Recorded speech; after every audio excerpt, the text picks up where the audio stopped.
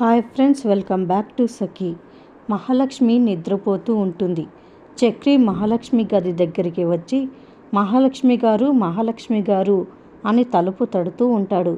మహాలక్ష్మి ఉలిక్కి పడి నిద్రలేచి చక్రి మళ్ళీ తాగి వచ్చాడా, అయిపోయాడు నా చేతిలో అంటూ ఫ్లవర్ వాజ్ని చేతికి తీసుకొని వెనక్కి పెట్టుకుని తలుపు తీస్తుంది.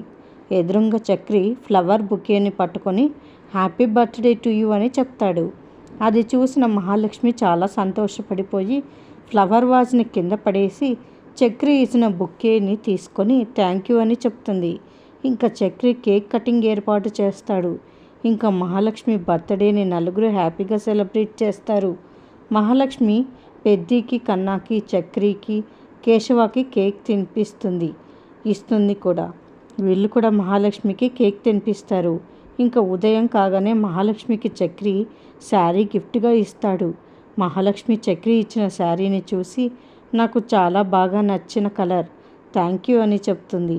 మహాలక్ష్మి ఆ శారీ కట్టుకొని వస్తూ ఉంటే చక్రి మహాలక్ష్మిని ఒక దేవకన్యలాగా చూస్తాడు. చక్రి అలా చూస్తూ ఉండడంతో మహాలక్ష్మికి చక్రి మీద డౌట్ వస్తూ ఉంటుంది. ఈరోజు ఎలాగైనా ఆ కానిస్టేబుల్ని కలిసి నిజం ఏంటో తెలుసుకోవాలి అని అనుకుంటుంది. మరిన్ని అప్డేట్స్ కోసం ప్లీజ్ సబ్స్క్రైబ్ చేయండి. Thanks for watching.